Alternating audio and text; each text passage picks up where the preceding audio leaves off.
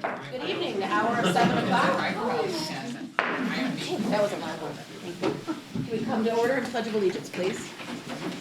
I pledge allegiance to the flag of the United States of America and to the republic for which it stands, one nation, under God, indivisible, with liberty and justice for all. Ms. Nardi, you have a roll call. Mr. Durkin? Here. Here. Here. Mr. Ruska? Here. Ms. Black? Here. Mr. Benham? Here. Mr. Welch? Yes. And Ms. Davis? Here. Tonight we have recognitions, Dr. Freitas. Nobody this evening? Okay. Visitor statements, is anyone here for visitor statements tonight? I know we have a large crowd, but I know everyone has other tasks ahead. We're going to move on to the Student Association report, please.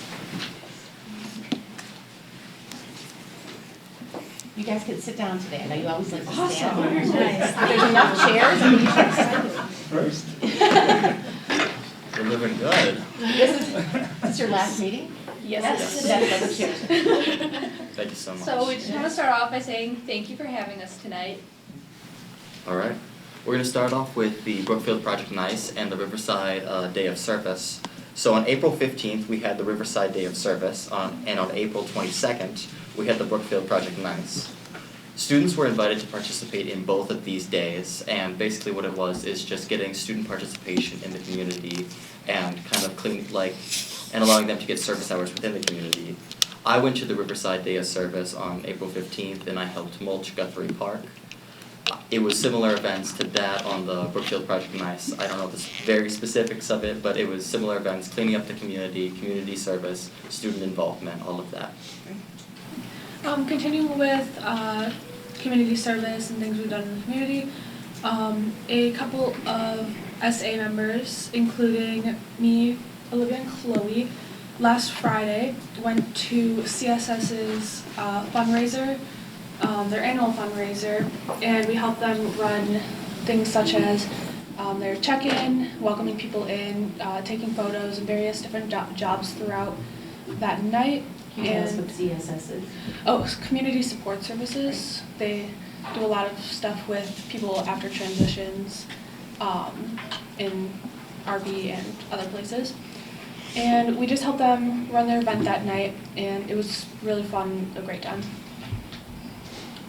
Very recently, we've been collecting Pop Tops for the past 3 weeks for the Ronald McDonald House, and we are proud to announce that we collected 170 pounds of Pop Tops, which is over 215,000 Pop Tops, which is nearly double what we are used to getting on a yearly basis. And with that grand total of 215,000, that has pushed us over 2 million Pop Tops donated to the Ronald McDonald House since, I believe it was 2006 when we first started donating, which means that our school's name will be moved from where it is now at Ronald McDonald House to the location where to the 2 Million Club, I think is what they call it. So we'll be in that spot, and our name will be displayed there. What's the next level? Ooh. Assuming 3 million? Yeah, that's my guess. 3 million. And then on February 22nd, we held our second blood drive of the year, and we held it in the East Gym like we normally do. And this one we had 54 donors in total, which saves 162 lives, which was really awesome, and that was a lot more than our first one. In addition to that, we had a lot of new donors and first-time donors, so we were really happy with that we were able to get the message across to lots of different people and involve more students. We are very fortunate to be able to do these blood drives, and we are having our last one on Friday, May 12th. And due to AP testing and vital availability, we'll only be having one of their blood drive trucks, so we will only be able to get 22 donors, but we are still happy that we can get anything at all and give back to the community in that way too. This semester we've had a number of Spirit Fridays, which is just Spirit Days that SA sponsors throughout the year, including our February Spirit Week, which is sponsored by our senior class officers for the winter dance that we had. And we also had our St. Patrick's Spirit Day, which is just wearing green. We had a lot of participants in that throughout the student body, which was great. Like every Spirit Friday we have, these are counted in our 6-hour classes. So teachers 6 hour will count the number of students who are wearing any sort of spirit wear pertaining to that day. And then that class, depending on the percentage, will get candy sent to their class. So it's a really great kind of way to incentivize wearing spirit wear and just kind of get the whole school pumped up, especially towards the end of the year. Our last Spirit Friday, or I guess Spirit Thursday, we have this week. So tomorrow we're doing Denim Day for sexual abuse awareness. And also on Thursday, we have Wearing Blue for autism awareness. So we've been promoting that through our school Remind and through the SA Instagram, so we hope to have a lot of participation in that. So this year, the senior class officers decided to bring back the winter dance. The dance was titled Snow Coming and had great attendance overall. The week leading to the dance included trivia night, a spirit week as Chloe talked about, and the pep rally. The pep rally was held on Valentine's Day and was Valentine's Day themed. We did a lot of new activities and games, including a very fun one with a giant beach ball that many people enjoyed.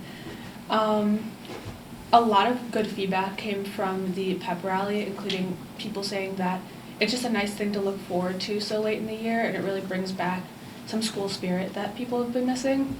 So overall, myself and many other people are looking forward to hopefully another dance and pep rally at that time next year. So this week is prom week, and our prom will be this Friday from 6 to 10 p.m. at the Oak Brook Hills Hilton Resort. And the junior class officers are in charge of planning like everything prom related, and so this year they chose the theme Masquerade. Oh, and then tomorrow we have our exec board and class officer election for the upcoming school year. And we have one contested position for our executive board, and we have 4 students running for 2 appointed officer positions in the upcoming sophomore class. And us seniors are very excited to share that our president next year will be Miss Emily Hernandez, and our vice president will be Miss Bella Venturo.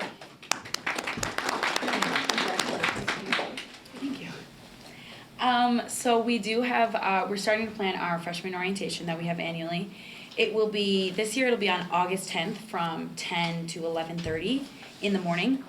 And so any freshmen who came to our table at the Future Bulldog Night or received a pamphlet, they'll know of that date ahead of time, and we've been communicating with parents, or they will be communicating with parents over the summer.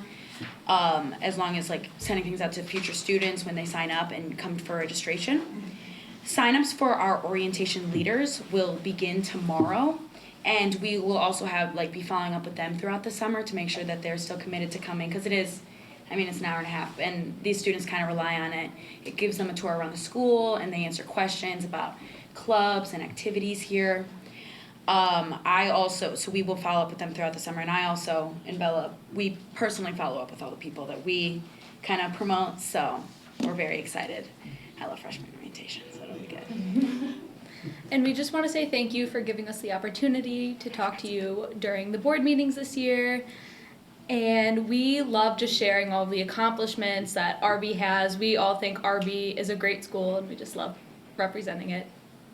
Thank you. Thank you. Your enthusiasm and commitment is phenomenal. You guys have been really wonderful in organizing all these activities and presenting to the board. So thank you very much to each and every one of you. Congratulations, and looking forward to next year. Yeah. As seniors on the SA, do you want to share where you're heading off to or what your plans are after high school? Do you want to start? I'm going to University of Illinois, Urbana-Champaign, to study electrical engineering. Yeah. I'm going to Auburn University, and I am majoring in biomedical science on a pre-physician's assistant track, and I'm minoring in Spanish and dance. I'm going to Michigan State, and I'm majoring in psychology. I'm going to the University of Alabama. I will be majoring in marketing with minors in Spanish and real estate. Congratulations and good luck to all of you. We'll still see you for the next few weeks here. Look forward to having a good prom, right? Safe Yes, prom. yes. Good graduation. Thank you, Good graduation, everyone. right. Anyone else have any comments for the essay? Thank you very much. Good job. Thank Amy. you. Thank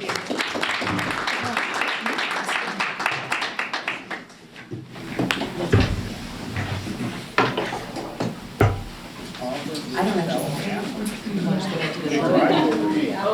So, I'm always on the committee of the whole agenda, we have a district goals update.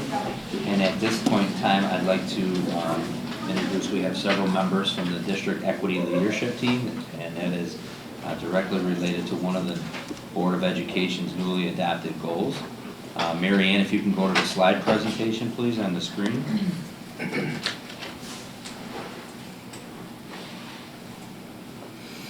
Is anyone coming up to the table, or? They will in a second. Okay. We want to call them up now. I don't know how you want to, I was just going to do the brief intro, but if they want to come up to the table, they can now. These are all our strand leaders. You'll understand what a strand is here shortly.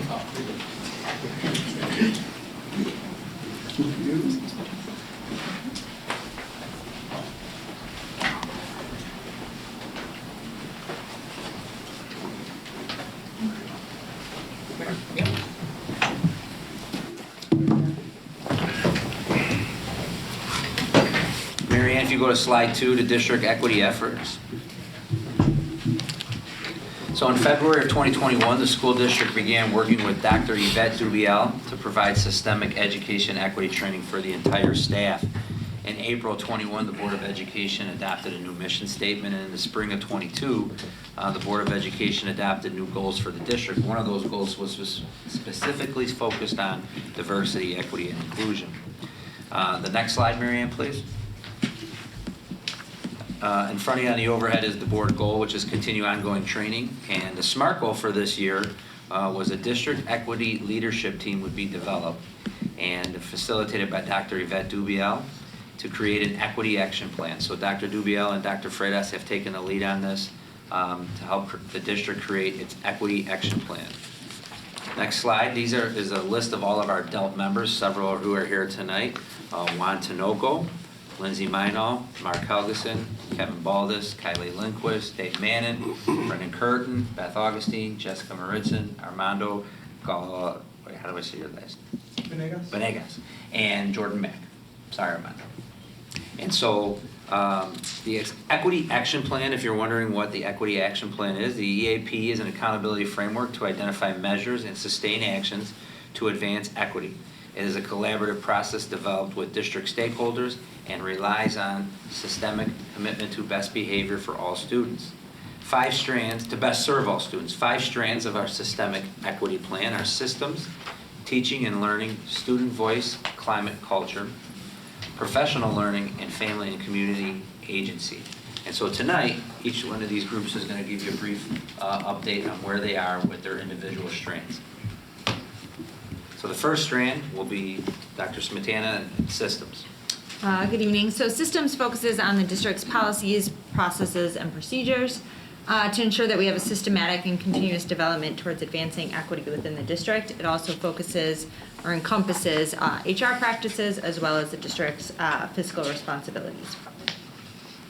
As you can see, the strand is comprised of Dr. Skinkis, myself, Juan Tinoco, who's here tonight, as well as Mike Reingruber as guidance counselor, and John Azagiri, English teacher.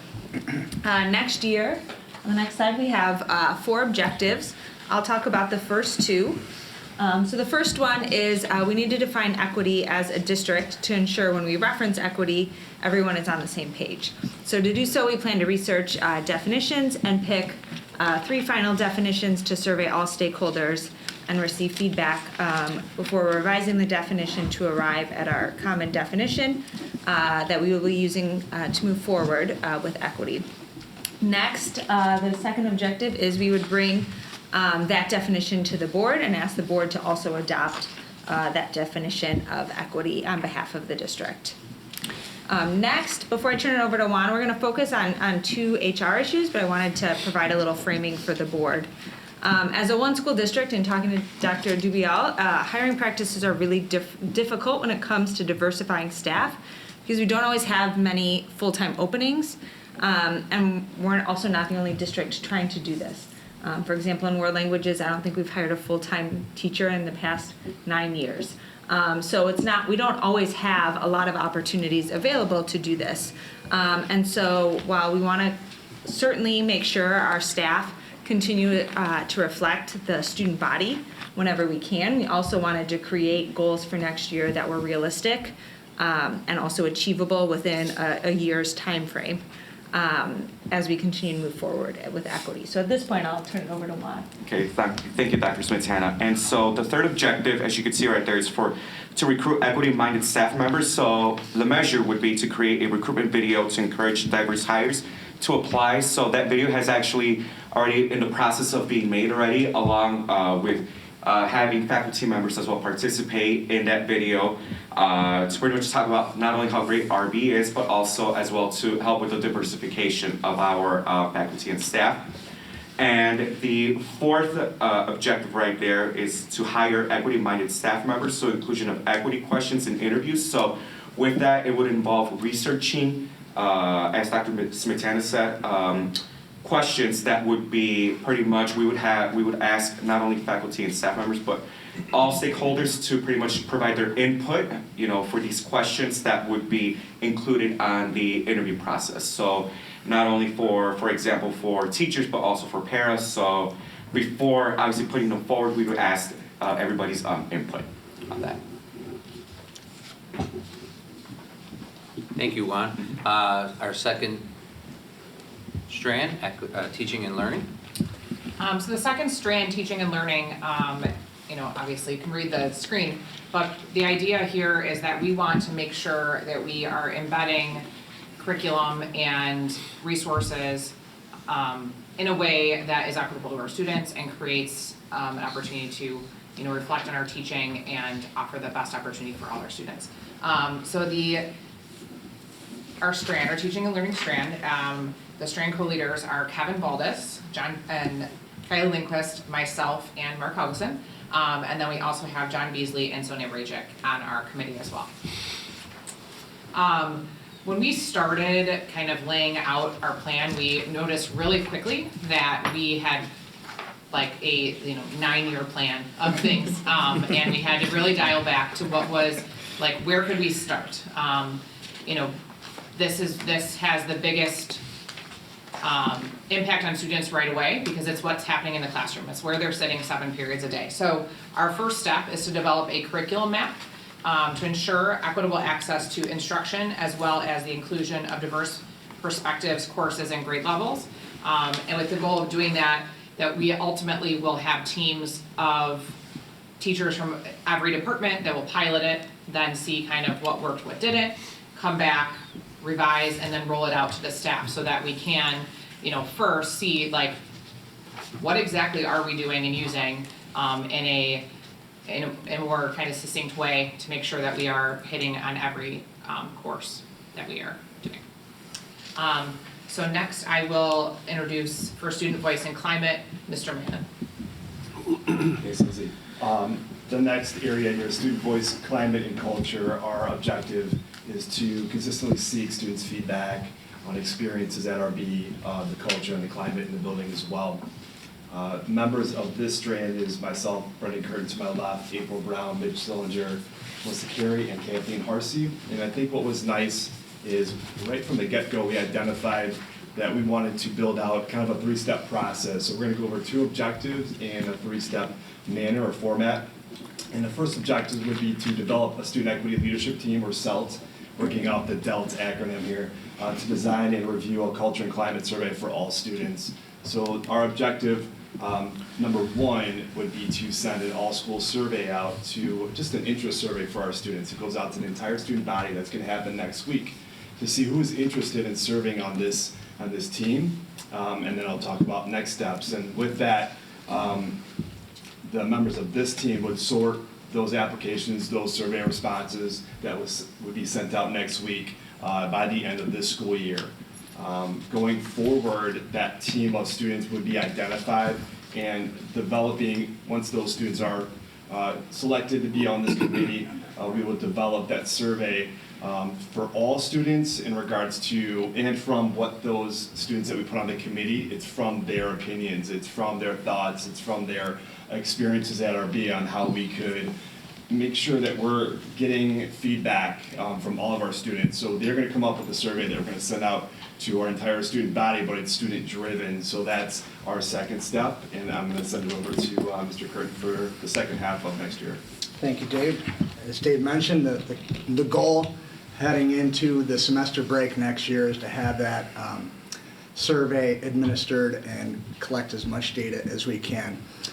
From there, the goal after that would be for the DEL team and the CEL team to get together and to brainstorm on how to best proceed with addressing and bringing awareness to the concerns our students have shared with us as a result of that survey. So I think the biggest hurdle moving forward is assembling the DEL team, or I'm sorry, the CEL team, and making sure that we are all encompassing in terms of the different groups that we like to reach out to, and making sure that we're reaching out to every different group and every student has the opportunity to be a part of that team. So in summary, 3 steps: form the CEL team, collaborate, administer a school-wide survey, brainstorm to determine the appropriate next steps. That said, I'd like to turn it over to Ms. Beth Augustine. Our next strand is professional learning, which is to provide a continuum of professional learning and growth opportunities to all staff in pursuit of educational equity.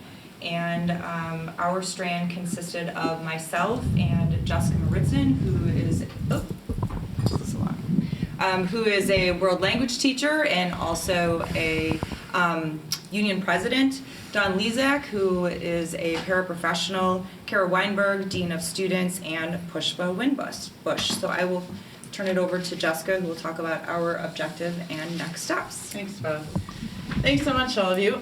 So we've had a lot of thoughtful conversations regarding how to gauge our staff's understanding surrounding diversity, equity, and inclusion, and how to provide professional development opportunities for them. So we have compiled a bit of a plan we'd like to share with you tonight. So in September, during one of our PLC nights, we'd like to send out, or mornings I should say, we'd like to send out an anonymous self-audit survey. And what's going to happen there is all of our staff will take the survey, and then we'll share out the data so we can assess where everyone is and have some sort of common understanding. And then our team is going to analyze that data, and then we're going to recommend professional development opportunities to our staff. Meanwhile, we're also going to be sending out PD information monthly. So every month we have some sort of common language that we're all speaking as well. Then we'd like to invite our staff to join our team and grow our team and make it a bit larger and attend these professional development opportunities together. And then we would like to have recommendations for that next 24-25 year. And next, I'm going to turn it over to Armando and Family and Community Agency. Actually, Dr. Freitas will introduce it for us. Oh, okay. Thank you, Ms. Maritzen. So our strand, our mission is to partner with families and the community for authentic opportunities to serve the students, the school, and the district. My team members are Armando Venegas, co-strand leader, Jordan Mack, co-strand leader, Alberto Jaquez, one of our deans, and myself. Our first objective is to engage the parents the parents and groups that we have in place. So we have 4 major parent groups, and we've already surveyed them, asking them, how could we, help, you all grow and meet your goals, right? We need to hear from the parents that are currently active now. We're also going to survey the parents, at large as well. They'll be getting a survey as well. So once we get the feedback from those surveys, we'll be able to, create an action plan moving forward. But we understand that parents of the community is important, and we're going to make sure they have a place, here with us at RB. Armando?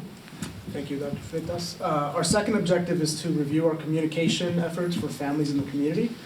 So this means that it involves a self-audit of all of our essential district documents, our handbook, IEPs, safety communications, and ensuring that those are communicated in all of the other languages besides English in our community that are spoken in our community, as well as making sure that we do a self-audit of our events and activities and make sure that we provide ample opportunities for parents who are ethnically, culturally, linguistically diverse to be able to attend and participate as much as possible. Moving on to our third objective, which is to research community engagement programs and opportunities for the 2023-2024 year. As Mr. Venegas has stated, our population is ever changing. It's continuing to grow. So how we're going to measure this research is obviously we're going to do school visits and have conferences. So at the moment we have 4 districts that we're going to go out and research and shadow Glenbard, Skokie, Vernon Hills, and Fenton. This will help us. RB is great, but in order for us to continue to be great, we have to continue to change. We have to look at what other schools and what they've been doing. So I'm going to conclude our DELT. I'd like to take this opportunity first on behalf of the board and myself to thank everybody for their time, commitment, participation in this committee. So the board's aware this group met on multiple occasions throughout the school year where we arranged for substitutes for them, and they dedicated almost a full workday each time to working in their strands, going through additional discussions and trainings and activities with Dr. Dubiel. Dr. Freitas and Dr. Dubiel did a good job coordinating and organizing all these efforts. And we are very early in this process, but I think this group's committed and in line with what the board was seeking in that district goal. And at this time, I'd like to turn it over to the board if they have any questions. I can jump in. Go ahead. So for the Family and Community as agency, you're gonna go visit 4 other districts that are diverse and see, like, because my thought was maybe there needs to be a parent organization for that group. So hopefully you'll get some good ideas from that visit. Yeah, some of those schools that we mentioned, they have those parent organizations that work with those diverse groups. They have and family ambassadors. Okay. So, yeah, that's our main goal there. Our main goals next year. Thank you. And I have a question. You mentioned the 4 parent groups. Is that our music parents? Yep. Music sponsors, the PTO. So do we also have a plan to reach out to the parents that aren't one of those groups? Correct, yes. Okay. Yeah, we'll be sending a survey at large to all the parents as well. Okay. What are the 4 groups again, Dr. Freitas? So we have the athletic boosters, the music sponsors, the PTO, and the BPAC, the Bilingual Parent Advisory Committee. Okay. And then you also have a parent group, though, with the diversity. Oh, there's, of course, and we have a race and equity committee as well, so there's 5 groups. I was going to ask about that. Did you have Brian, go ahead. I have comments. You are about to embark on unbelievably tough, incredibly rewarding work. Expect a lot of pushback, expect a lot of enthusiasm, and expect a lot of non-progress to happen. And keep your head down and keep going. So my encouragement is completely here. I was excited for the presentation. Would love to give more input and hear more about it individually if you ever have a chance. But the most important work to create a place for everyone to have dignity and a place to learn. Good luck. So thank you. I think this is really trying to put some structure around sometimes somewhat amorphous concepts. So this is very helpful to see the 5 strands laid out.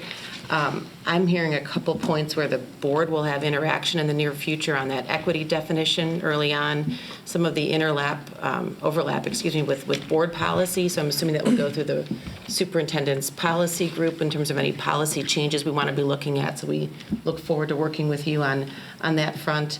And I'm also particularly interested in the communication effort, that 5th strand, because that ties back directly to one of the other goals of our board, is that we know we're missing pockets of people, not just student families, but larger community families, right? And so reaching out to people who will have future students at RB, who have had students at RB, and just everything we can do to better communicate with the communities that we serve, I think is incredibly important work. So thank you.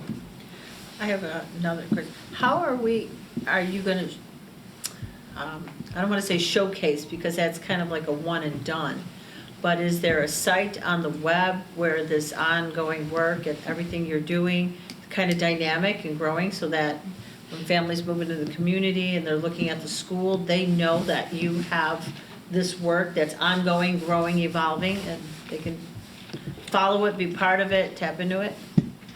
We have an diversity, equity, inclusion tab in our website right now. So one of Dr. Freitas' responsibilities in the org chart is that he updates that with our work in DEI. So we'll have to update this with our equity action plan, and then as we continue to develop strategies under these objectives, we'll continue to update that.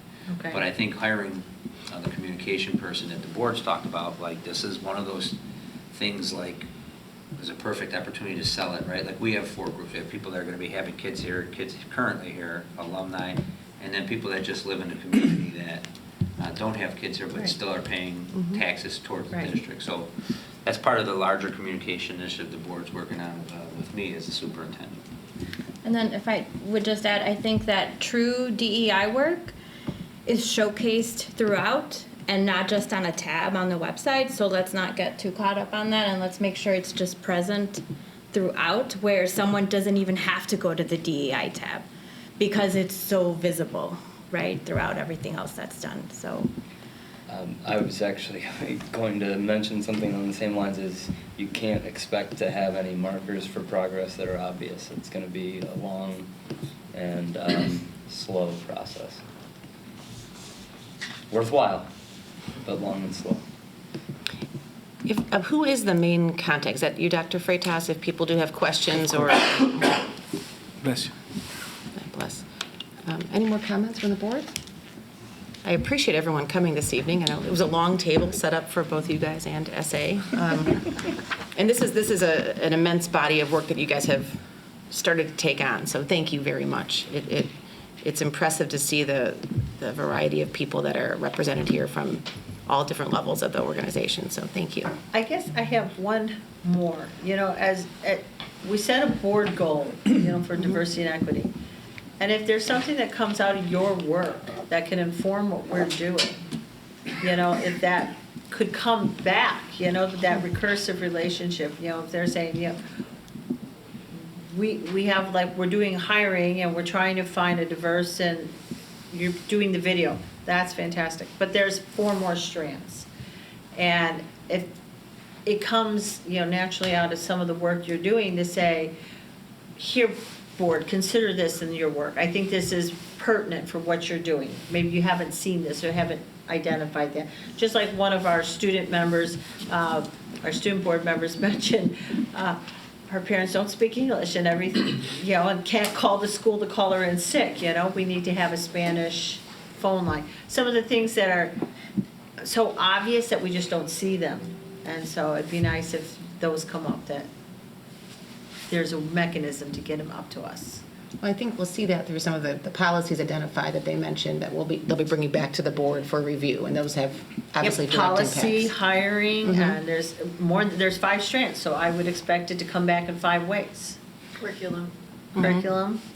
I would invite requests for experiences as well with Dr. Dubiel and things like that. When strand leaders are at a point where you're wearing down, it's good to get more people involved in the process, and you will wear down.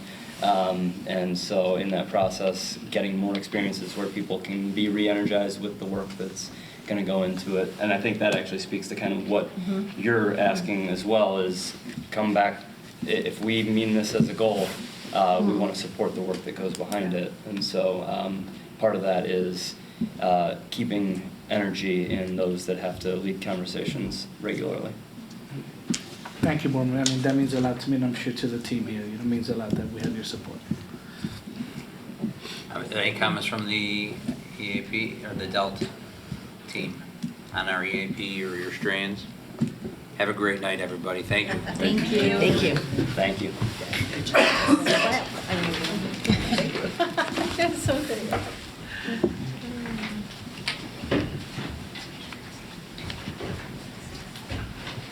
Anyone else wants to move up to the big table, you're more than welcome to do so. I feel like it's all empty there. I don't want to waste the use of it. Yeah, right, exactly. Let's give everyone a second. Dr. Skinkis, Superintendent's report, whenever you're ready.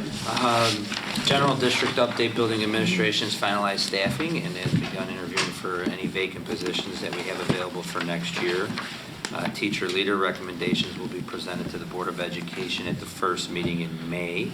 Remember, the teacher leader is a new stipend CBA for the departments that do not have a divisional.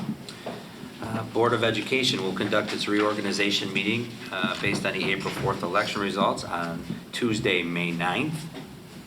Student advisor to the Board of Education application deadline is closed. We have 8 candidates that have applied. Dr. Freitas, Mrs. Salto and Mrs. Nardi are coordinating the interviews. The board members that will be participating with Dr. Freitas and myself are Ms. Gaska, Mr. Venhorst, and if there's a conflict with either one of them, Ms. Locke is our alternate. Dual enrollment, so we have finalized some things and we're working on the logistics, but we'll have approximately 14 students next year that will be taking dual credit courses at Triton during our school day.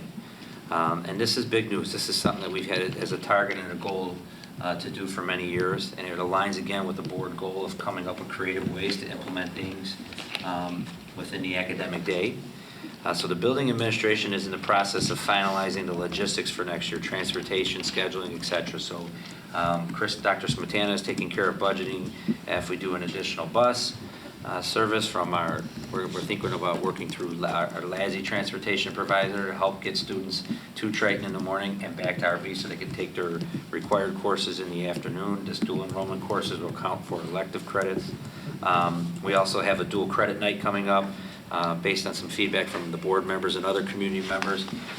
We have grown the number of dual credit classes, especially in our CT&E program, our career and tech ed programs. So a lot of students will be taking a dual credit class for the first time, and this is a great opportunity for kids to get college credit that aren't in an AP track. Yes. And so we're going to have that night in May. Dr. Freitas and his staff are organizing that. And then I just want to take a second to recognize all of our teachers who have put a lot of time into changing up their curriculums or adjusting their curriculums to get approved by Triton or other colleges that if it's not through Triton to get dual credit status. So I want to commend them and for all their hard work. And again, we've worked on providing them PD time, sub time, professional development, reimbursement for their time, curricular work time outside of their normal planning periods or additional time they needed to do this. So we're rewarding people for their hard work to help the district move forward. And this is really growing and we're very excited about that. Superintendent Advisory Councils, curriculum, no new updates. Facilities Advisory, no new updates. Finance, budget process will begin in May. I'll be proposing to the board president some of my ideas for advisory council recommendations, but we'll go through all that reorganization in May. Personnel Advisory Council, no new updates. And Policy Advisory Council met this past week to discuss press packet, I believe it's 111. So that our recommendations are included. A majority of these updates were focused on the new faith law and some new requirements that start July 1st. So there weren't any significant changes really from the Policy Council. It was just making sure our verbiage and some things align with the new requirements under faith law. And that's it for the superintendent's report. Thank you. Any questions for anyone? I just want to thank the work that you're doing on the dual credit, and I can't articulate enough how valuable the dual credit classes are. I've had at least three of my daughters all went through the statistics course. They don't have to take the AP test, even though they did, for credit because it was accredited through Loyola, and all of them ended up with Loyola credit. They take the test as if they had taken a college class. You know, my youngest, Ruth in Iowa, they accepted it. Hannah in Milwaukee in engineering school accepted all of that. Pam, all three girls got credit. It was a solid college class. And to be able to do that in high school, you get a lot more attention in high school than they would in college. You know, they're there every day. They're getting homework. Really sets them up well. And the more we get and the more opportunities we have, that just makes this, a greater opportunity. And it's not only for the AP kids, but it's for any student that's thinking, I might go to college. Yeah. So thank you so much. And like I said, three of them you've probably had a few, I'm sorry about that, but yeah, so. Okay, Dr. Smetana. Good evening. Tonight I'll provide the Board of Education with financial information through the month of March, which represents 75% of our fiscal year. The report begins on Board Book page 7. You'll see the total operating revenue for the month was $5,426,018, with 91% of that coming from property tax, 6% coming from evidence-based funding, which is our state funding, and 2% coming from federal and state reimbursements. The total operating expenditures for the month were $2,290,608, with 76% towards salary and benefits, 9% towards special education tuition, and 5% each towards operations and maintenance, and purchase services, which was primarily food service. Next are the monthly financial statements. You'll see the summary of the fund balances shows that the district's operating funds have an overall positive balance. This money will be used to continue to pay bills until the remaining spring property tax collection arrives in April and May. Normally, this occurs February through April. This year, it's March, April, and May due to the delay from Cook County. So you'll see that reflected in the summary of revenues on the next page. You'll see that the district has only received 69% of our budgeted revenues for the year. At this time last year, it was much higher, it was at almost 95%. And again, that's due to the delay in collection of the spring property tax. The summary of expenditures shows that the district has spent 75.9% of the budgeted expenditures for the year. This amount is slightly higher to this time last fiscal year, which is around 71%. And then as always for the board, I've included the statement of revenues and expenditures for all of the board accounts for the month, as well as the student activity accounts. Lastly, I have one informational item for the board tonight. They'll see in greater detail next month. But Dr. Skinkis and I, earlier this month, met with representatives from the PACE program to explore their community vehicle program. So under this program, the district would be eligible to receive 2 vans for student transportation. One would have a lift that could accommodate 7 passengers, and primarily that is our focus, as that would replace the old minibus that is out in the lot that was donated to the district well over 10 years ago. And it is definitely time to get that one replaced. And then the other van would not have a lift, and it would hold 10 people. It's a great program. It's through a federal grant that PACE received, and each van would require a $500 deposit and then $100 a month. So, you know, you're voting later, hopefully tonight, on minibuses. You can see the cost of that in comparison to the cost of this program. The maintenance of the vans is also included in the price, so it's a great opportunity for the district. The drivers would need to complete training through PACE, and next month, as I referenced, the board will see 2 or 3 items related to the application that will need the board's approval. We're currently having legal counsel review those for you. And that concludes my report tonight. I don't want to, I'm going to put you on the spot if you don't know the answer. If it's not something that you know right off the top of your head, don't worry about it. But does that bus situation help? I looked at it and didn't write a question because I'm a jerk. On page 21, the special ed transportation budget, that was at like $7,500 for the year, and we're at like significantly over that. Is that potentially addressed at all, or is that something different? So we have the minibus right now that Kristen mentioned in her report about that was donated. So that is for our transition students during like the academic days that need like a ride to their job or a pickup from their job, or they come to some classes here at the school. So that's a different line item from our special ed transportation. That is for pickups and drop off on a daily routine with the yellow buses. Is there a reason that is significantly outside of what was budgeted? And again, I'm putting you on the spot, so please don't feel like you need to answer that now. Sure. No, some of it was some of it's miscoded, and so we're in the process of doing a journal adjustment. There is a chance that it will likely come in a little over budget, but once the journal adjustment is done, it'll hit much closer to budget. I imagine within $50,000. This is the first year special education transportation has really returned back to normal in full force. Sure. And like Dr. Skinka said, that includes any student that's outplaced, but it also includes any student that's coming to RB and that needs transportation to and from RB on a daily basis that's outlined in their IEP. So the long story being, sorry for the long answer from both of us, the van does not help. It's a separate need we have to fill. And the fact that we can get it for like $100 a month It does save the district money, because otherwise we may have been requesting we would be more buying mini another one. buses. Right, So. that's true. Good catch, Kirsten. Any more questions for Ms. Botana? Seeing none. Dr. Freitas, how do you want to handle with your student reps last board member meeting here? I don't know, I have a lot today. Go ahead. Okay. Asia and Paulina will still be here on the last, right before they graduate. They have one more meeting. Yeah. But this is their last.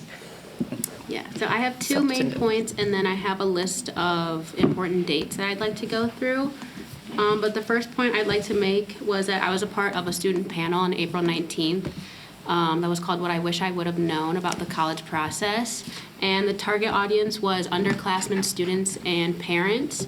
And it was pretty full, and there was 4 students and 3 parents, and Mr. Reingruber hosted it, and he asked us a bunch of questions regarding supplemental essays, what made us decide on our college, and scholarship essays, and then it was open to the parents to ask questions, and I really think that's something that RB should continue to do, because I feel like it was really helpful for us to give our insight, because we just went through the process, and I feel like most of the parents and students kind of got a better idea of how to start the process, because there was freshmen in there too, and you could just tell they were a little nervous. But I think after hearing what we had to say, they were a little bit better prepared.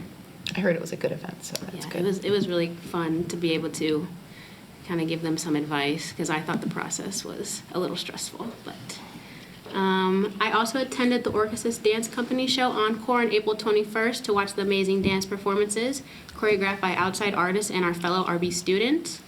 The show was absolutely amazing, and I wish all the senior dancers good luck on their next journey in college, and the underclassmen good luck on their next shows. And then getting started with the dates, April 24th and 25th, there was a senior exit survey completed during English classes. This survey was meant to gather information on post-secondary plans for the class of 2023, and it took place on Naviance. I took mine today, and we also filled out our final transcript requests through Naviance as well. And that just goes to Ms. Engelhardt, and she'll get our transcripts ready for us, so we have to send them to our colleges. The next date is May 9th, which is college commitment ceremony taking place at 12 p.m. And invitations will be sent out to all students and families who have committed to a college to play a sport, and each student will receive 6 guest tickets.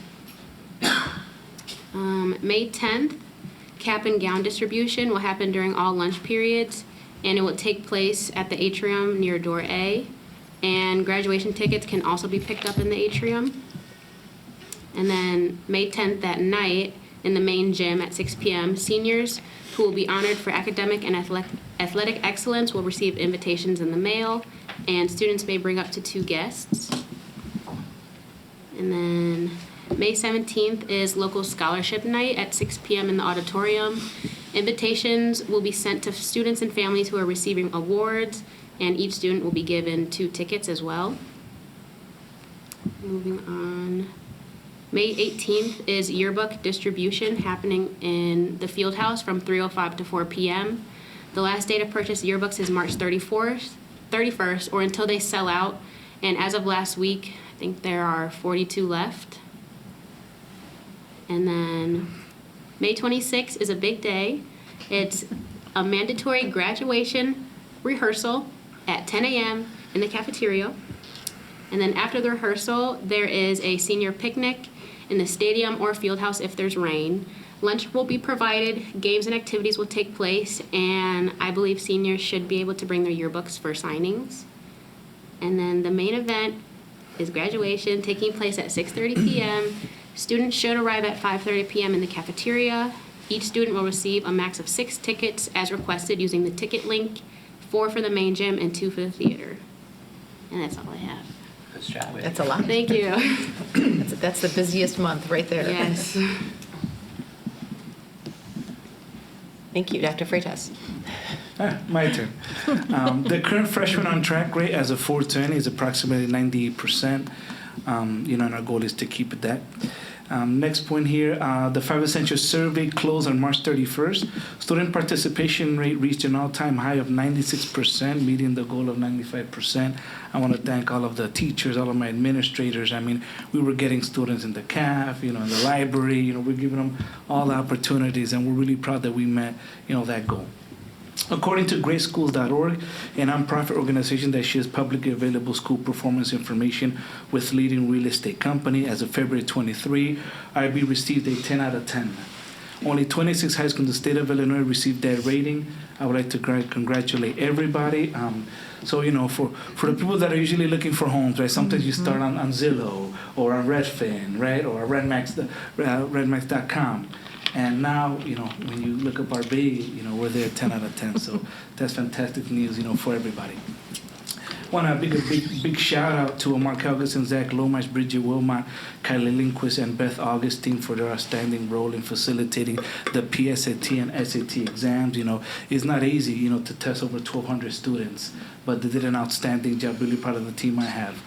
Summer school registration runs from April 17th through May 25th for academic programming, and summer athletic camp registration runs from March 27th until maximum capacity has been reached. Ms. Lindquist shortly will go over a summary of specific offerings.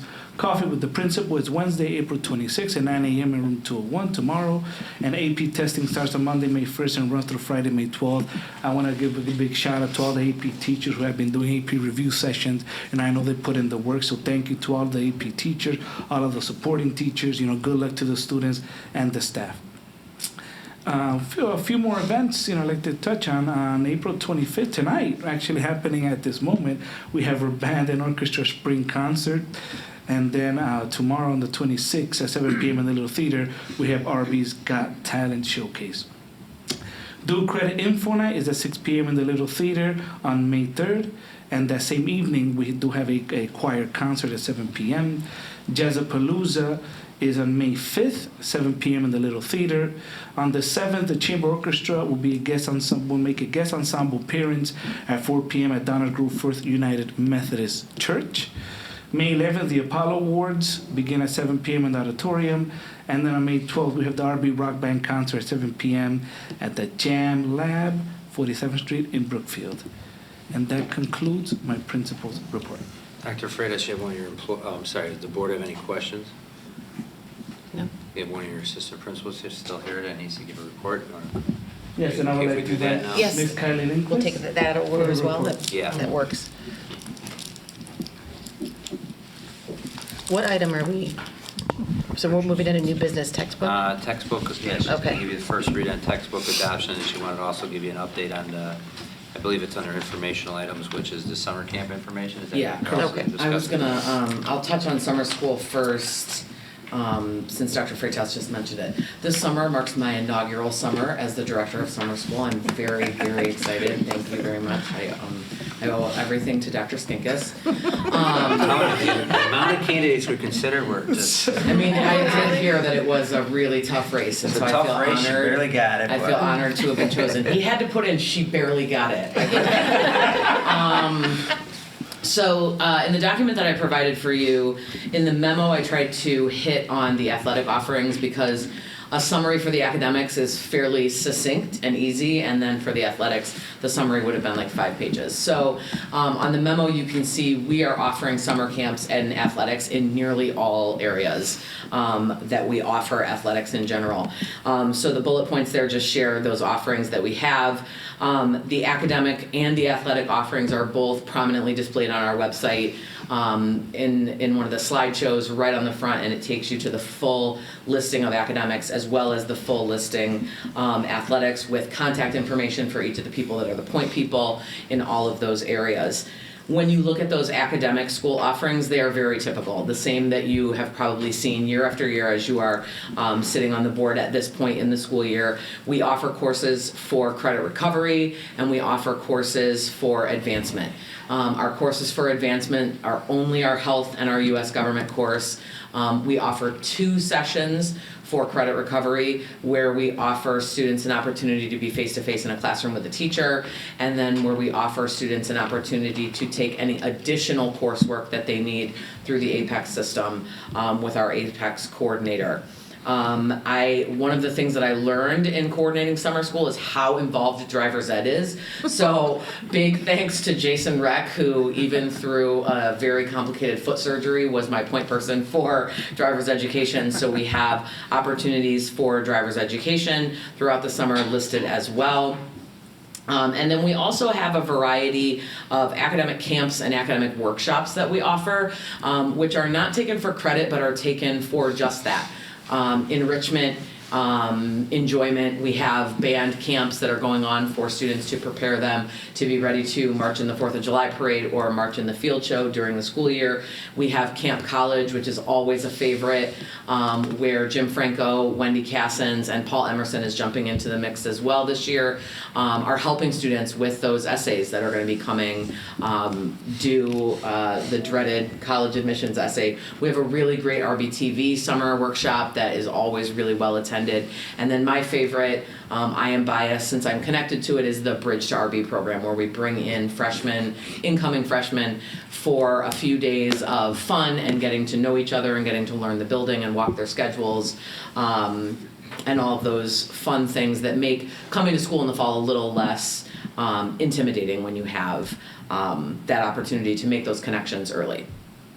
So that's kind of the scope or the overview, the summary of those summer school offerings. As Dr. Freitas mentioned, via RevTrack, those opportunities are open for registration. Anybody who runs into any issues or any concerns or questions can always reach out to me, and I can get that squared away for anybody that has any issues. And just as a reminder, we reviewed the fee schedule for all of these about 2 months ago, correct? Mm-hmm. And I will bring, I believe if I remember correctly in my fledgling go-round at this, I will be bringing hires to the Board of Education in May for those people that will be hired to teach summer school. So that will be coming in May. Chris, and we usually do that with the one spreadsheet like chart, correct? Mm-hmm. It's not something that Kylie has to come and present on, or? No, it's in closed session. Yeah, that's what I thought. Yeah, I'll submit it then. You submit Yeah. it. It's all right, you're already overachieving. I'm inviting myself to all kinds of meetings. Feel free to uninvite me anytime. I think he may have just uninvited you. I think so too. It was subtle, but I felt it a little bit. Were there any questions on this from anyone? I do have one question. So, I always feel like our summer school offerings could be more robust, and it's not because you're not doing anything. It's, kids would rather do sports camps. And Dave Mannon before, he was the person before me, so. Yeah.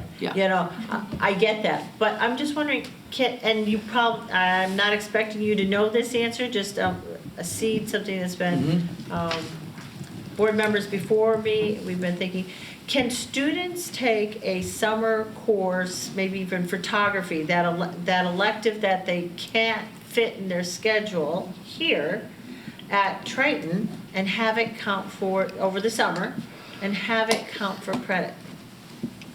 We historically have only allowed the 2 courses that Kylie had referenced. And one of the reasons for that is you're trying to condense the full experience of an 18-week course or a 36-week, or usually it's only semester, so an 18-week course into a 4-week summer school period. Right. And so a lot of the high schools, and we talked about this just the other day at a superintendent meeting, a lot of the high schools will do similar to where you can't advance, you can take courses for credit recovery, or like one of the 2 of the state requirements that could end up having you pick between being in the band or having to get your health credit, something of that nature. So that's where we have allowed students, that's the only 2 classes we really allowed students to take for advancement purposes in the condensed summer schedule.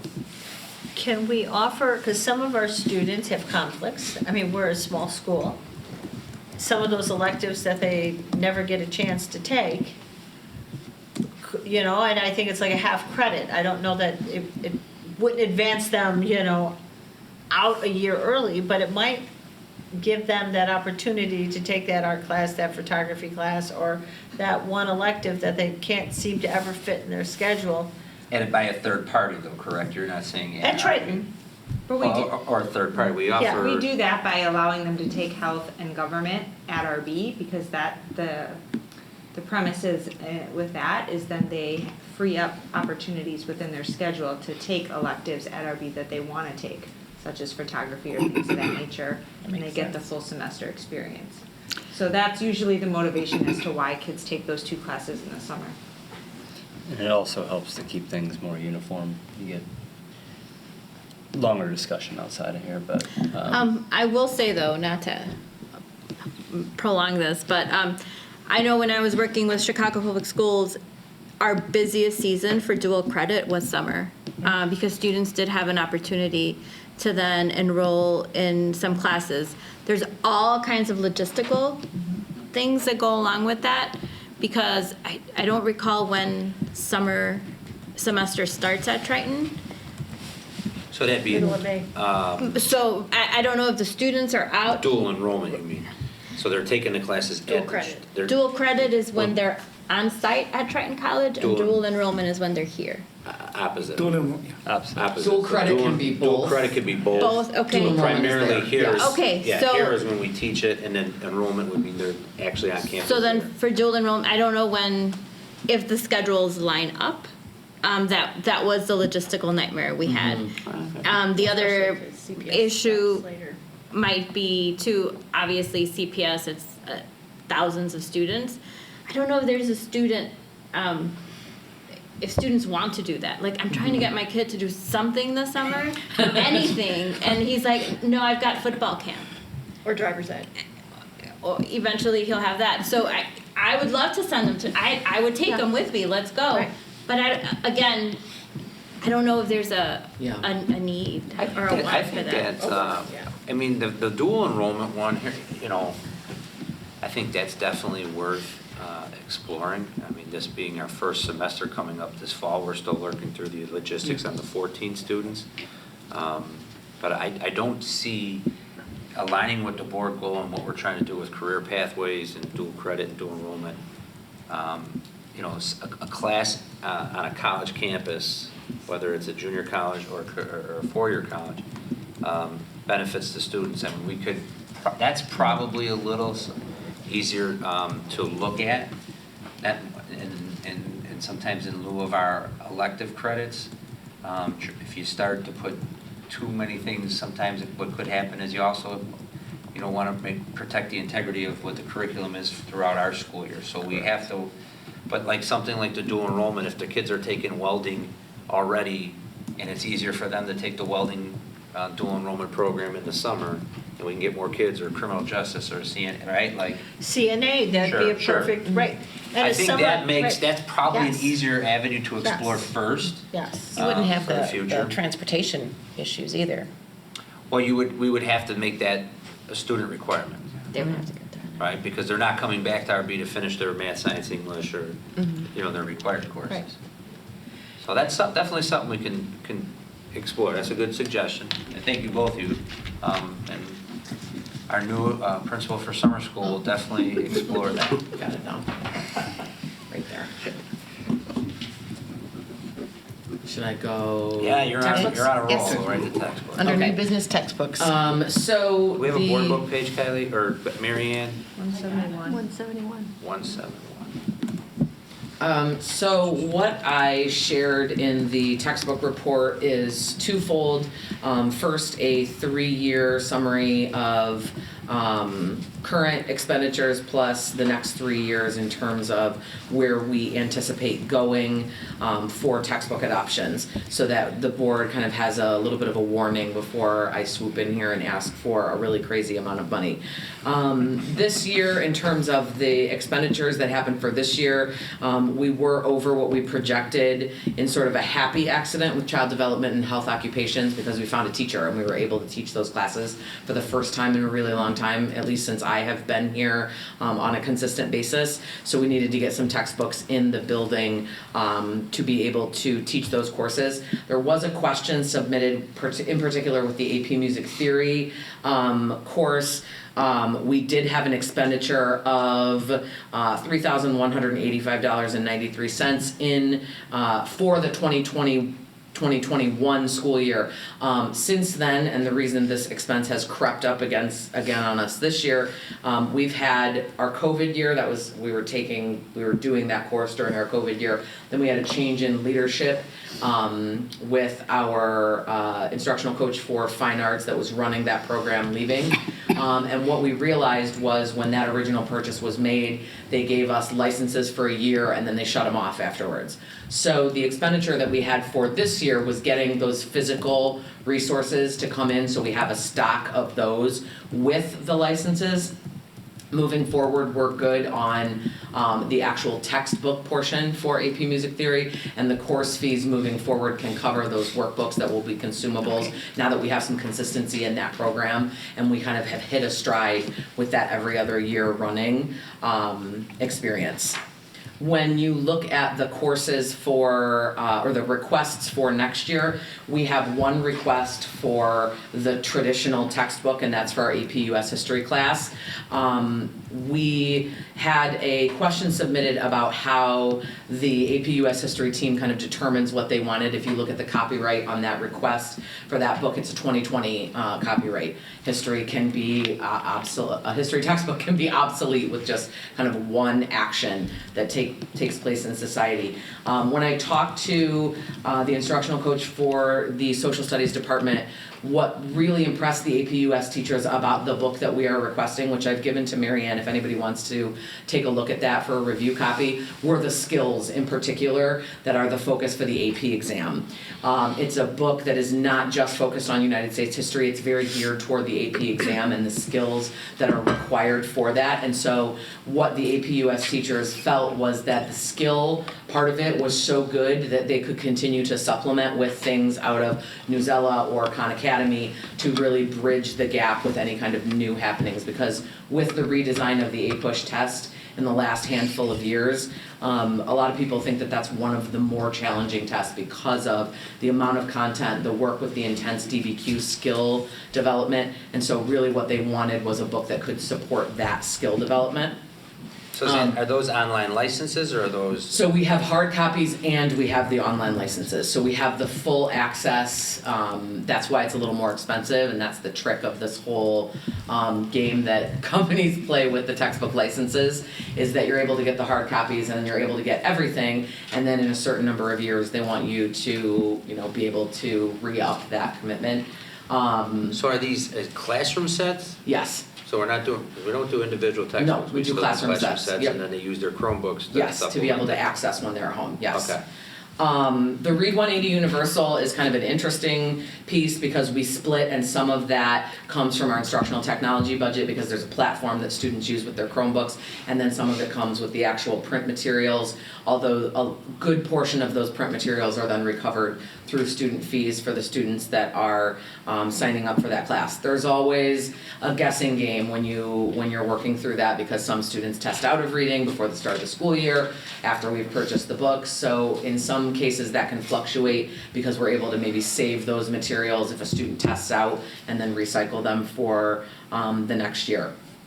In the year one of the plan, I also highlight our last year of the 4-year payment on our Discovery education for physics and honors physics, so that drops off this year. One of the things that was a question also when we look at year 2 of our plan was about our Carnegie curriculum in mathematics. I told Dr. Skinkis, I think yesterday, or maybe it was today, not to get too nervous. I'm not pulling the rug out from under him curriculum-wise, but if we're going to spend $100,000 of the district's money, we're going to talk about that before. So that's one of the things Lindsay and I are talking about. I am re-engaging the feeder schools. Just got confirmation from District 96 today. They are still using Carnegie. Their commitment with Carnegie is up when ours is up. So they're looking into that whole process. Their principal isn't certain, she can't say for certain that's the direction they're going, but they are very, if she had to guess today, that's the direction that they're going as well.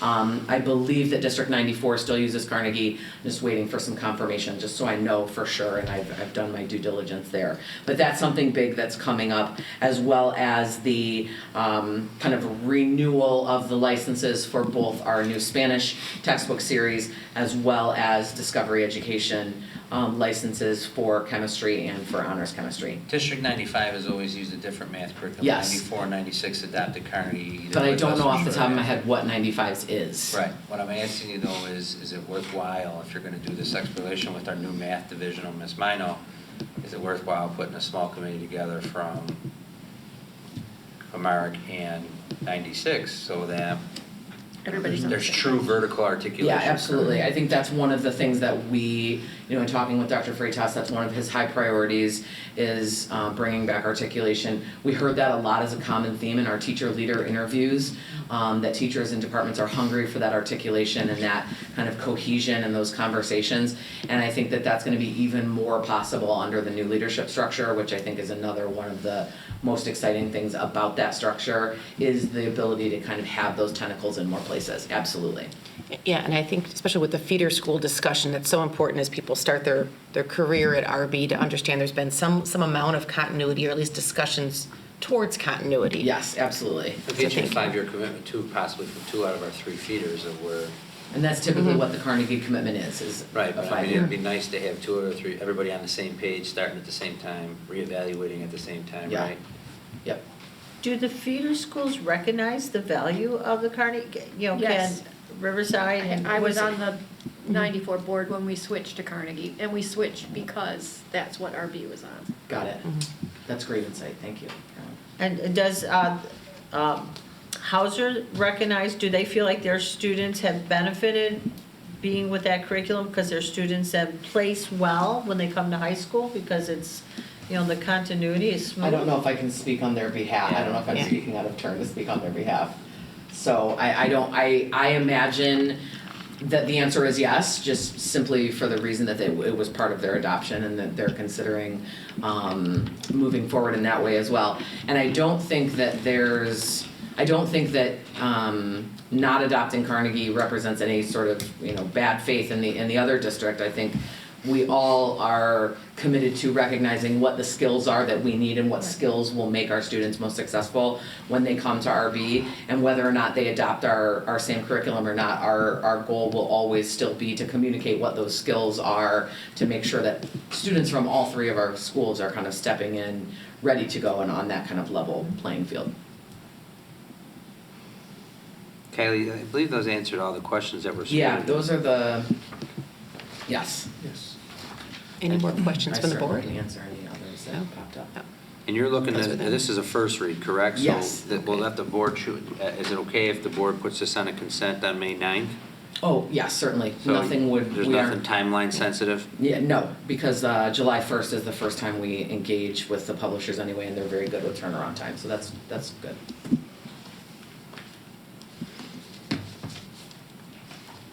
Is there anything else you want to Any talk other about, Dr. questions? Skinkis? We'd like to assign you to a new, have a good night, Kylie, thank you. Thank you so much. Ms. Lindquist. Thank you. Have a great night, everybody. Thank you. So I want to make sure we don't come out of order here. Student advisors 23, 24, and then It's a district goal update, does that sound right? yeah, we really took a lot of things out of order, and it just has a little bit confusion here. I think we're on Roman numeral 8. Just so if we could read it. Oh, do you want just other circus back update to in district goals? Sure. I mean, basically now the board has received reports. I mean, I think we've done a really good job as an administration in working with the board, but each of the individual administrators and the teams to address the different board goals. I mean, whether it was diversity and equity, we had the presentation with the communication survey. You know, so our work for 23 is trying to, 23, 24 is identify a communication person. We heard tonight about the equity action plan. In the first meeting of March, you saw the report from Ms. Augustine and Ms. Lindquist regarding our interventions with Panorama and the things we were doing with the academic website that we talked about.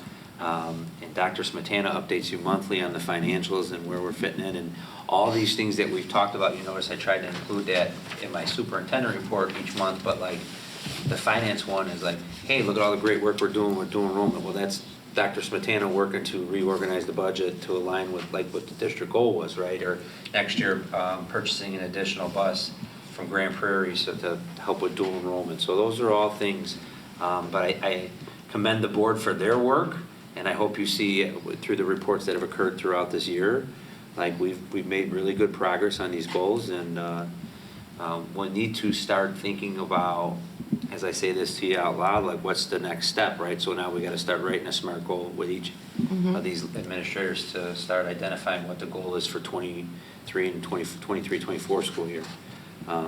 Which won't be as difficult as writing the SMART goals last time. We'll probably just update this chart or bring it to you as a draft to review throughout the summer. So that as we get into that this summer, but I think a lot of them are already springboarding into their next activities under the general board goal. But we'll update these accordingly, okay? Yeah, I mean, I think the format that we ultimately settled on is, I mean, it's cumbersome, right? It's a lot of little words on a small piece of paper, but I can't think of any better way to lay it out. I think it's a helpful one-pager to go back to. So, but I think you're open to suggestions if there's different ways to convey the action steps for next school year, et cetera. So something to think about. Anything else on goals? I think we're in a good place. Okay, now we move on to additional discussion items. Are there any additional discussion items from members of the Board of Ed for this evening? Seeing none, consent agenda, we've got a couple of items. Ready? The Board of Education, Township High School District 208, Cook County, Illinois, takes the following action on the listed consent agenda items. Approves the consolidated district plan, multifunction school and activity bus, minibus lease, 3-year, 5-year, or lease to own. Do we need to decide? The recommendation was updated for 3 minibuses for a 3-year lease. Girl cross-country overnight team building trip as presented in the April 25th, 2023 board agenda package. So can you just specify that it's the 3-year? I mean, that is the recommendation from the administration. And that's what we talked about the last meeting. Thank you. Want to just restate that quickly? Multifunction school and activity minibus lease. 3-year. 3-year. Yeah. Second.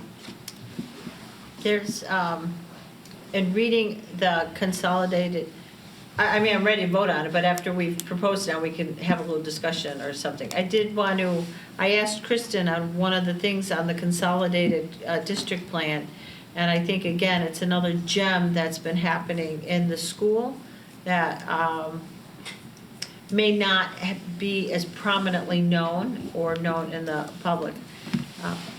Interviewing some parents from other districts, who were bilingual or actually only spoke Spanish, they had said to me that they got language school and training on technology through Title I funds. So I asked Dr. Spatana, and when I was reading through that consolidated district plan, do we have something similar? You know, because if you saw the Title III, it was for immigrant students in Title I. And I'll let you speak, but I thought that was another gem that I don't know that everyone knows that you had been doing, and that is out there for our families. Yes, we've been doing it for a while. We have a parent series for our bilingual parents that our EL director coordinates. Our EL director is Armando Venegas, who was here earlier tonight. So definitely want to thank him for all of his hard work in coordinating that program. And then typically either a staff member such as himself, or this year Miguel Garcia, who's a paraprofessional, runs the nightly sessions for our parents. So that is something that we have been doing, and we have been doing for quite some time at RB as well. And that's part of the grant money that we earn? We use Title III, so we don't use Title I, we use Title III funds for that program, yes. Yeah, so it's another valuable reason, and it does speak to our diversity goal, and it's another really valuable reason why these grants are meaningful for our community. You know, it addresses the whole family this way. So, thank you for that. So we have a motion and a second. I think we need a roll call. Mr. Durkin? Yes. Ms. Gasko? Yes. Ms. Ruska? Yes. Slack? Yes. Mr. Bernhardt? Yes. Mr. Welch? Yes. And Ms. Salas? Yes.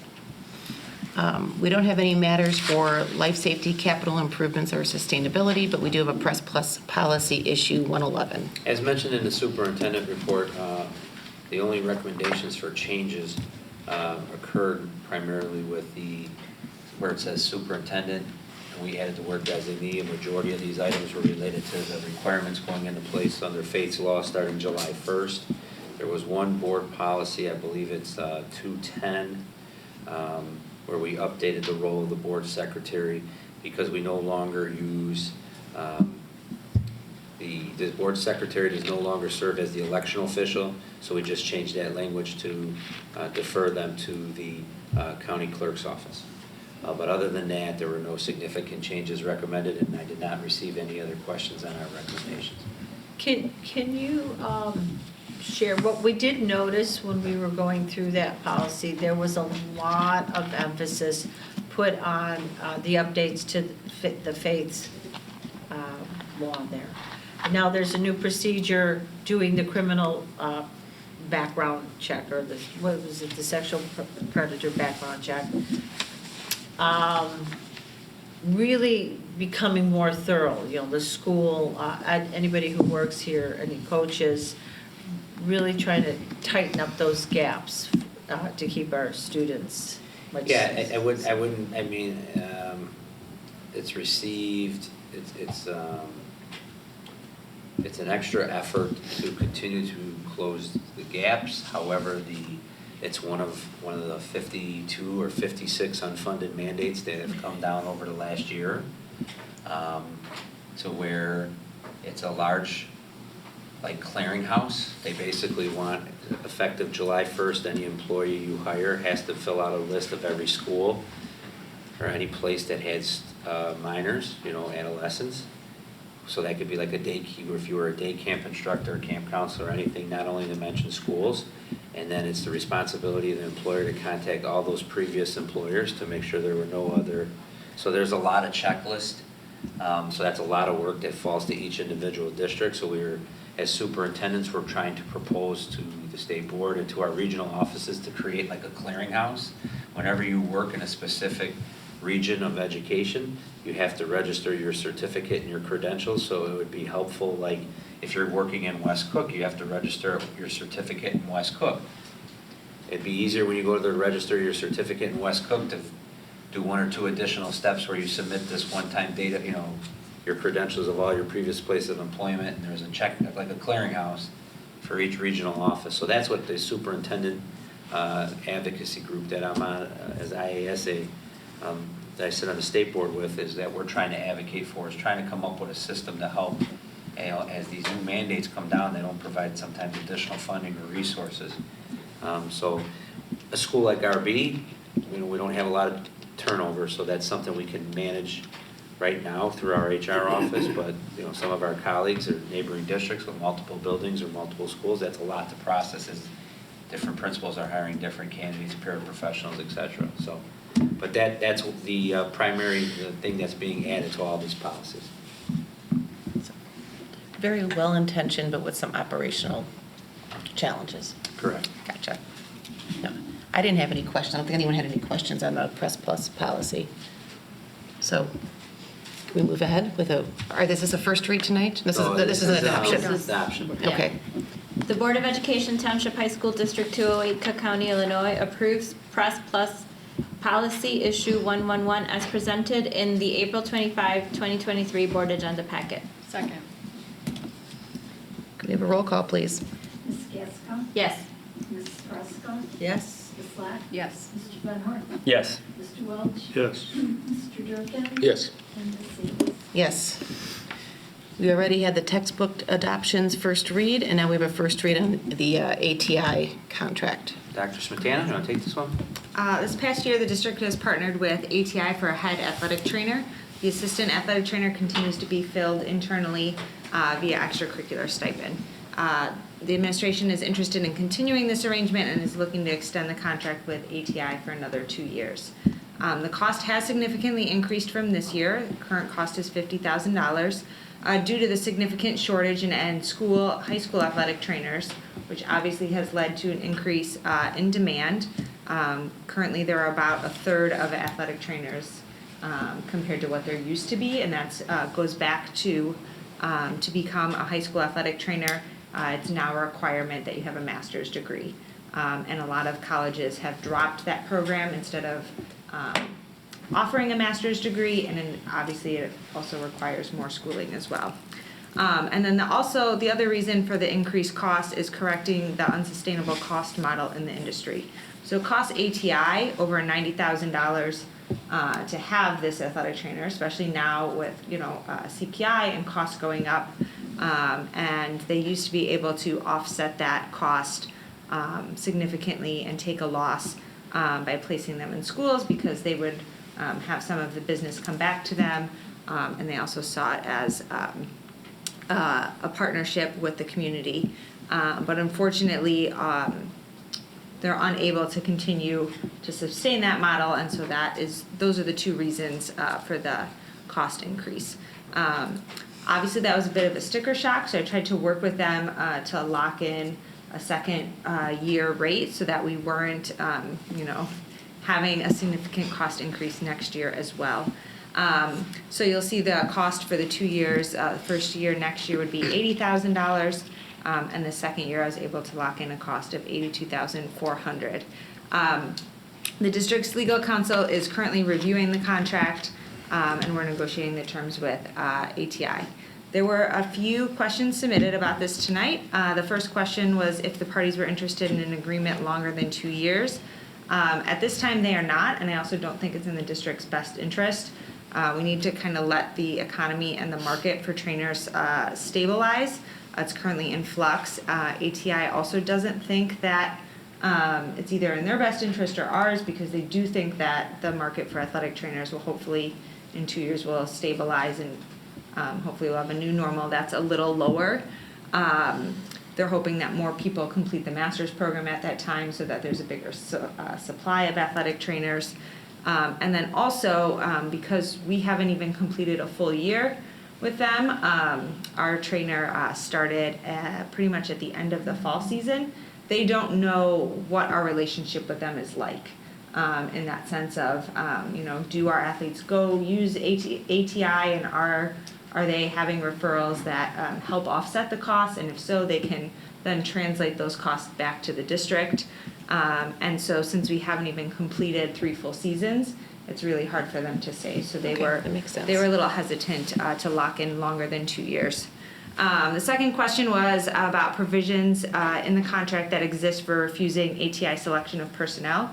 So that currently exists in our existing contract, and the way ATI works is every year they update their template and they send it out to you, and they forget about all the changes that you negotiated the previous year. I feel like I've asked that question before, so that wasn't. So you kind of have to start over. So from the initial conversations, I don't believe it's a problem. I believe it's already been put back in, but it's just a process of having to start that whole process over. So we do have it in our existing contract, and I believe we'll have that moving forward.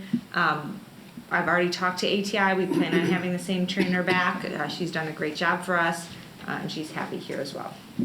Will ATI comply with the new regulations from the faith? They have to, but it's also only for new employees. Faith law, all of that's in the Press Plus is only when you hire a new employee. It's not for existing employees.